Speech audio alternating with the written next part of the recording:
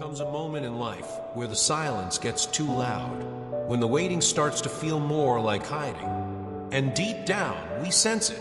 We're not actually stuck, we're just standing still because we're scared to move. Maybe that's where you are today. You've circled the same questions, replayed the same fears, stared at the same door, hoping it will open on its own. But here's the truth that many of us avoid. The door was never locked. We just stopped reaching for the handle. God is saying today, not with judgment, but with gentleness, you're not waiting on me anymore. I'm waiting on you. That's not a rebuke. It's a rescue. You see, when God speaks, it's not always thunder or earthquakes. Sometimes it's just a soft but unmistakable clarity in your soul, a pull toward change that won't leave you alone. And if we're honest, we often call that pull hesitation, or discernment, or timing. But God sees deeper. He sees when caution has quietly turned into fear, and when seeking confirmation has become a way to delay obedience. Maybe you've been asking for another sign, another dream, another voice. But friend, what if the sign isn't coming because you already received it? What if this isn't the season to ask again, but the season to answer? Here's the beauty. God is not angry with your waiting. He understands your fear, but He's also inviting you to something more. He's saying, you've waited long enough. I've already shown you the way. Now walk. Not with perfect confidence, not with flawless understanding, just with willingness. And maybe that's the invitation today, to stop treating your calling like a concept and start treating it like a commission. Because heaven isn't interested in your comfort. Heaven is invested in your calling. You don't have to have it all figured out. You just have to start. So, what if this isn't just a message for your ears, but a turning point for your life? Because it's not about doing more. It's about doing what you already know. The step isn't ahead of you, it's beneath you. And God is already there, waiting for you to take it. From promise to activation. Theme: obedience requires action, not endless discernment. Sometimes we treat God's promises like poetry, beautiful to read, comforting to hear, but never quite real enough to step into. We highlight them in our journals, post them online, repeat them in our prayers, but rarely do we treat them like instructions meant to be followed. And maybe that's where we've misunderstood something sacred. A promise from God isn't just something to admire. It's a blueprint for movement, a map to begin walking. And yet, how often do we sit with that map folded neatly on the table, waiting for everything to make sense before we take a single step? There's a strange comfort in staying in discernment. It feels spiritual. It feels safe. I'm just waiting on confirmation, we say. Or, I want to be sure it's from God. And of course, discernment is good. God honors that seeking. But at some point, we stop seeking and start circling. We turn clarity into hesitation. We let the desire to be perfectly sure become the excuse for staying still. Have you ever noticed how fear is clever? It doesn't always show up loud or obvious. Sometimes it dresses itself up as caution. Sometimes it wears the mask of strategy. Sometimes it even pretends to be wisdom. But deep down, we know the difference. Fear doesn't make us brave, it makes us passive. It teaches us to wait for peace before we move. But what if peace doesn't come before the step? What if it comes with it? What if faith in this season isn't about standing still and praying more, but about walking, trembling if necessary, into what we already know in our spirit? God is not interested in us collecting more promises like souvenirs. He wants us to live them, to move through them, to activate them. Because a promise that isn't walked out becomes a weight on the soul, something we know we should have done, but never did. So ask yourself, what promise have you been sitting on? What word has God spoken that you've revisited, reread, and rehearsed, but never acted on? This isn't about rushing. It's about responding. You don't need new instructions. You already have the word. Now it's time to walk, breaking delay and embracing obedience. Theme: delay isn't divine, it's often fear in disguise. Here's something we rarely admit. we're not as stuck as we think. We're just stalling. Not because we don't believe, but because somewhere along the way, we let fear become our advisor. Fear tells us it's not the right time, that we need more clarity, that something might go wrong if we move too fast.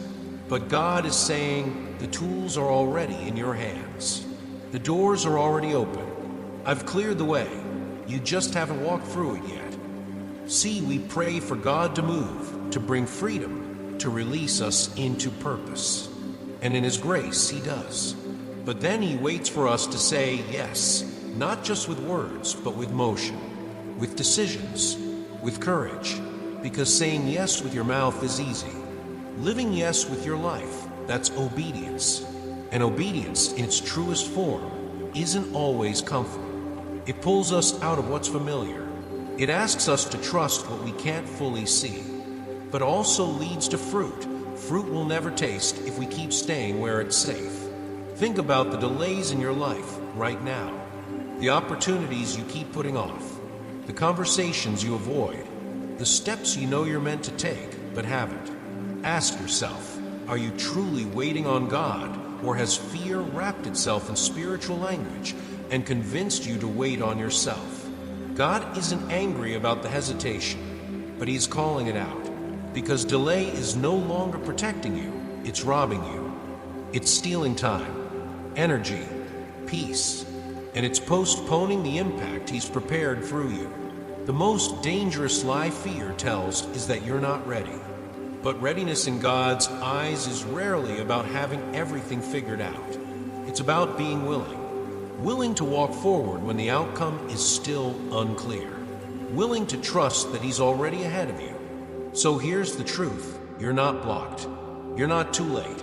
And heaven is not ignoring you. You're just standing at the threshold, and it's time to walk through, moving despite fear. Theme: obedience will cause comfort but lead to peace. We often wait to feel confident before we act. We wait to feel strong, prepared, fearless. But obedience doesn't require the absence of fear. It just requires movement in spite of it. God never asked you to feel brave before taking the first step. He just asked you to trust His voice more than your fear. And if you're waiting for the perfect emotional moment to begin, you might never start. You don't need all the answers to obey. You don't need full clarity to walk. You only need to believe that the one who called you is faithful, even when the path ahead feels uncertain. Maybe you've been paralyzed, telling yourself you're being wise by waiting. But what if, in reality, you're missing out on what God already blessed, simply because you've been waiting for conditions to be perfect? God's blessing doesn't follow perfect planning. It follows faithful obedience. He says clearly, I bless what follows my word, not what waits for perfect conditions. Let that sink in. We've been trained to believe that obedience should always feel peaceful, easy, obvious. But what if peace isn't a prerequisite, it's a byproduct? What if the peace we're praying for is found on the other side of the step, not before it? God understands the trembling. He understands the anxiety that rises when we try to move forward. But He reminds us gently, even if you're unsure, even if you feel weak, I'm with you. Obedience isn't about pretending you're not afraid. It's about walking forward while holding His hand. That's where peace is born. And friend, that step you've been avoiding, that conversation, decision, risk, or leap you've put on hold, it's not just about moving your life forward. It's about unlocking the next level of intimacy with God. Because trust grows in motion. He doesn't just bless the strong, He blesses the willing. So maybe this is the moment you stop waiting for the fear to disappear and start walking with it. Not alone, but with Him. Courage over control. Theme: perfection isn't required, participation is. We often wait to feel perfect before we participate in what God calls us to. We tell ourselves we need to be more prepared, more disciplined, more confident. But if God only worked with perfect people, none of us would ever be called. And yet, He still calls. He still speaks. He still invites. Let's be honest, some of our hesitation doesn't come from doubt in God. It comes from doubt in ourselves. We remember the last time we obeyed, and it didn't go how we hoped. We stepped out in faith, and what followed felt more like failure than fulfillment. And now, even when God clearly speaks, something inside us flinches. That's where control sneaks in. We try to manage the outcome. We delay the step until we think we can guarantee success. We spiritualize our stalling, but God sees deeper. He knows the difference between patience and fear in disguise. You might be carrying bruises from a past season of obedience when you trusted and it cost you. Maybe it brought heartbreak. Maybe it led to closed doors. Maybe people didn't understand. God isn't ignoring that pain. He remembers. But He's also reminding you, pain doesn't always mean you were off track. Sometimes it means you were walking directly into the resistance that comes before a breakthrough. What if the bruises weren't proof of failure, but evidence that you were willing to follow? Spiritual resistance is real. When you walk in truth, darkness doesn't applaud, it pushes back. But that pushback doesn't disqualify you. It sharpens you. It strengthens you. It prepares you. So if you've been waiting to feel flawless before you step forward again, hear this clearly. Perfection isn't a requirement. Participation is. God's not asking for polished. He's asking for present. Not the version of you who has it all figured out. The version of you who's willing to say yes, even with trembling hands. You've grown. You've been refined. You've walked through fire, and you're still standing. That's not weakness. That's courage. And now the invitation returns, not to control the outcome, but to trust the one who's already in it. Legacy through alignment. Theme. The small steps are already shifting everything. Legacy is a big word. We tend to associate it with loud stages, big platforms, and public impact. But in the kingdom of God, legacy is often born in the quiet places, in the small steps of obedience that nobody sees, but heaven records. Have you felt it lately? That subtle shift in the way you speak, the way you show up, the way you respond to life? It might not look dramatic on the outside, but it's real.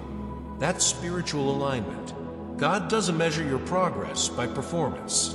He measures it by alignment. And alignment is what happens when your thoughts, your words, your actions begin to match the truth He already spoke over you. You're not just changing habits, you're becoming someone new. Slowly, steadily, silently, the soil is shifting beneath your feet, and what was once rooted in fear is being replaced with trust. Obedience doesn't always make headlines, but it makes history.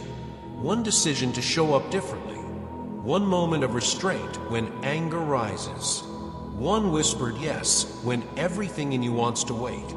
These are the seeds of legacy. Maybe you felt like nothing is happening, like the promise is still far away. But here's the deeper truth. God's not just preparing the promise, He's preparing you to carry it. And He knows that fast change can fade, but deep change remains. So He's building something in you that can't be shaken. And every small step, every moment of obedience is creating momentum. You just haven't seen all the fruit yet. And here's the best part. His approval isn't earned. It's already yours. Not because you're performing for Him, but because you're walking with Him. And in His kingdom, that's what counts. So if you've been wondering whether you're really growing, look again. You are. Quietly, boldly, beautifully. This is how legacies begin. Walking in divine rhythm. Theme. Sustainable obedience requires rhythm, not pressure. The world glorifies hustle. Fast, loud, constant. But God invites us into something different, a divine rhythm. A pace of grace. A way of living that's not driven by pressure, but led by presence. You weren't made to live scattered. Always rushing. Always saying yes. Always pushing yourself to the edge. That's not faithfulness. That's fatigue. And God is calling you to simplify, not out of laziness, but out of wisdom. Were you still giving your time, your body, your energy to that God never asked you to carry? Some things might look noble on the surface, but they're actually distractions dressed in responsibility. And not every good thing is your thing to do. Real obedience requires focus. It requires rest. It requires rhythm. Maybe no one ever told you that taking care of your body is spiritual, that honoring your energy is holy, but it is. When your body is exhausted, even God's voice can feel distant, not because He's far, but because your soul can't receive in chaos. That's why rest matters. Intentional meals, honest boundaries, sacred hours. These aren't luxuries, they're alignment. They're how you protect clarity in a world full of noise. And here's something important. Not everything urgent is divine. Some demands are just noise pulling you away from what truly matters. That's why slowing down isn't failure, it's focus. God's calling you to stop confusing motion with momentum. You can be busy and still be stuck. But when you walk in rhythm, when you match His pace, you become steady, not scattered. So breathe deeper, say no more often, and let this be the season where your obedience doesn't burn you out, it sustains you. This is what divine rhythm feels like, not perfection but peace. Authority from authenticity. Theme: identity is not performance.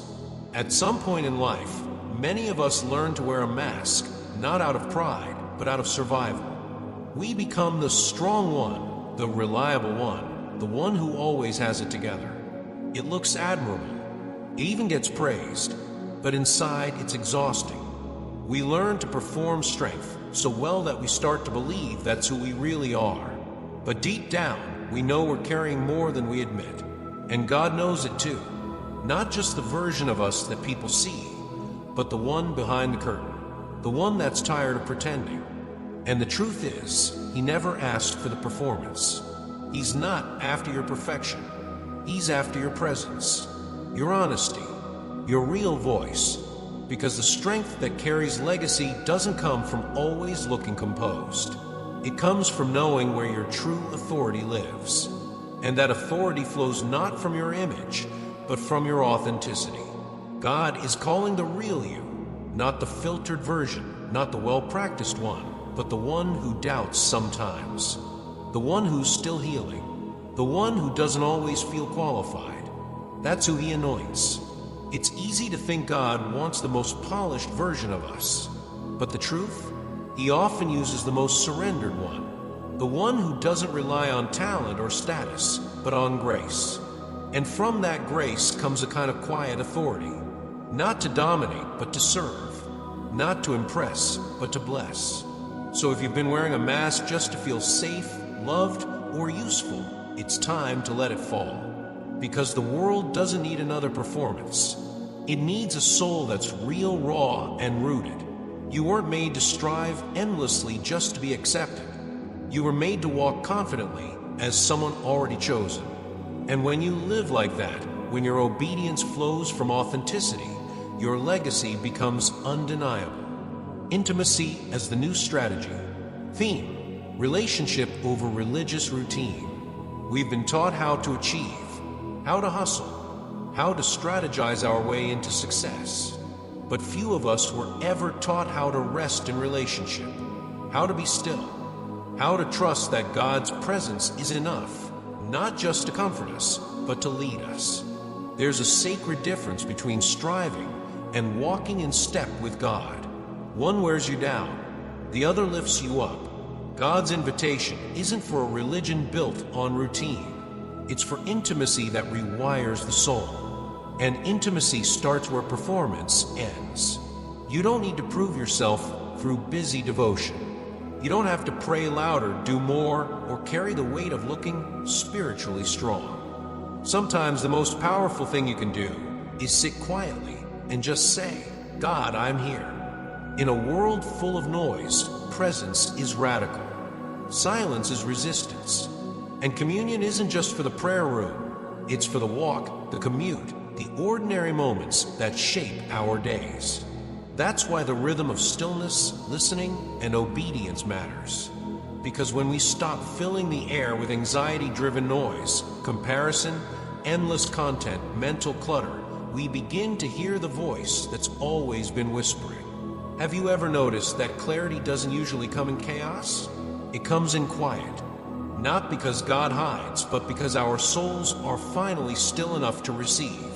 God isn't waiting for you to master a religious schedule. He's waiting for you to meet Him like a friend. So maybe the new strategy isn't doing more. Maybe it's doing less on purpose.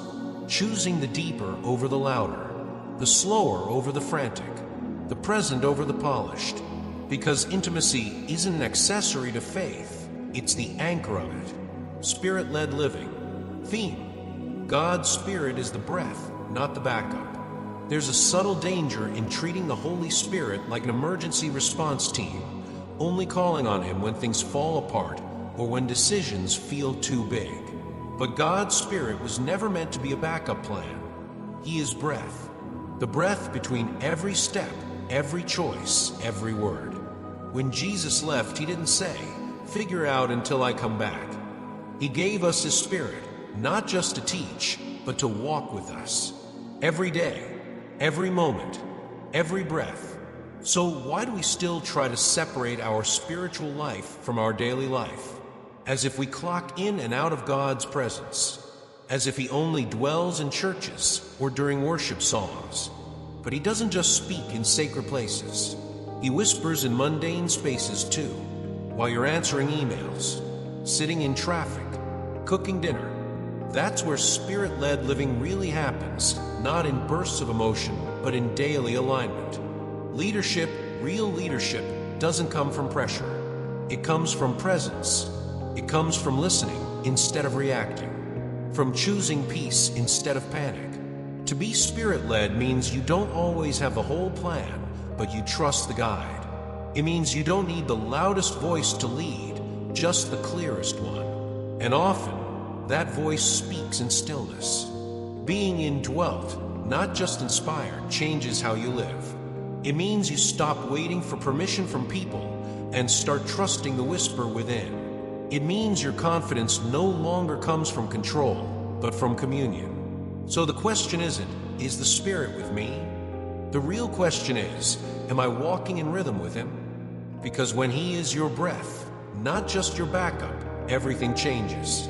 Not instantly, but undeniably. Restoration, release, and realization. Theme: the shift is now. There are seasons in life that feel like silence. You pray, you hope, you keep showing up, but nothing seems to move. You wonder if you missed something, if the door closed for good, if what once stirred your spirit was just a moment, not a mission. But here's what God is whispering now. It wasn't denial. It was delay, and the delay had purpose. There are things in your life that looked like they ended, but they were only paused. Dreams you shelved because you thought the time had passed. Opportunities that faded, not because you weren't ready back then, but because He was still building something deeper in you. And now, there's movement. Not dramatic, not flashy, but unmistakable. Conversations are shifting. People are noticing. The room feels different when you enter, not because you're louder, but because you're aligned. This is the realization season. The ground has been tilled. The roots have taken hold. And now, things that once felt invisible are beginning to break through the surface. Slowly, powerfully, quietly, but undeniably. God is restoring what was lost, but He's doing it through the version of you who has been refined by surrender. He's bringing back what was broken, but with wisdom, not just excitement. Favor is finding you again, not because you chased it, but because you trusted when it was quiet. And you'll know it's real because you won't need to strive to hold it. You won't need to prove yourself to keep it. You'll simply walk in it. Because now, your hands aren't gripping. It's your spirit that's ready. So don't rush it, and don't shrink from it either. What's coming isn't random, it's redemption. It's realization. It's the manifestation of what you almost gave up on, but never truly let go. Sustaining the walk. Theme: rhythmic dependence, not strategic stress. Once the doors start opening, it's easy to slip back into old habits. You start planning again, calculating, managing outcomes. You think, Now that it's happening, I have to be perfect. I have to keep up. I have to prove this is really mine. But God's pace hasn't changed, and His method still isn't hustle, it's rhythm. You don't need to maintain this with strategy. You need to sustain it with surrender. Let's be real. The world rewards exhaustion. It praises the person who never stops, never slows down, never says no. But that's not the way of the Spirit. The Spirit leads through peace, not pressure. Through trust, not tension. You're not being called to burn out for the promise. You're being invited to carry it in rhythm, with grace, with wisdom, with margin. That means choosing what matters most and releasing what doesn't. It means being faithful to the hidden moments, not just the visible ones. It means protecting your clarity, because clarity fuels obedience, and obedience keeps the walk steady. And here's the shift. Public impact is no longer separated from private formation. Who you are behind the scenes is now what sustains you in the spotlight. And if something doesn't align behind the curtain, it will eventually break in public view. So walk slow if you must, but walk in sync with God. Build with intention, led from depth. Speak with discernment, and don't mistake noise for effectiveness. What God started in the Spirit cannot be carried by stress, only by presence, only by rhythm. That's how you keep going, not with adrenaline, but with alignment. Final affirmation, go with God. Theme, walk in trust, not tension. You've waited, you've listened, you've wrestled, you've grown. And now here it is, the quiet but holy commissioning. God's not shouting it, but He's saying it clearly. It's time to go. Not go in haste, not go in pressure, but go in peace, go in power, go with purpose. You are not going alone. That's the most important truth to hold right now. He's walking with you. He's already in the room you're stepping into. He's already made the way. And He's not sending you to prove yourself. He's inviting you to participate in what He's already prepared. You are not the same person you were when this journey started. The silence didn't break you, it built you. The delay didn't disqualify you, it prepared you. And now, you don't have to strive to be seen. You simply have to step where He leads. Yes, there will still be moments of fear, doubt, resistance, but they don't rule you anymore. They're not your compass. Trust is. And trust doesn't mean you won't feel the tension. It just means you know where to place it. So as you move into this next chapter, do it gently. Do it steadily. Don't rush to fill the space. Let peace lead the pace. Let surrender guide the strategy. God isn't looking for perfect execution. He's looking for faithful movement. So lift your head. Relax your shoulders. Take a breath. This isn't the start of a race. It's the continuation of a walk. And the one who started this journey with you is still walking with you now. You're not stuck. You're sent. And the time is now. The sacred commission. Theme. God's voice still stands. His Spirit still leads. It's time to walk. So here we are. After everything you've wrestled through, everything you've released, and everything you've remembered, this is the moment. Not a finish line, but a beginning. A sacred beginning. A divine commission. God hasn't changed His mind about you. He hasn't rescinded the invitation just because you hesitated or struggled. His voice still stands. His Spirit still leads. And His promise still holds weight.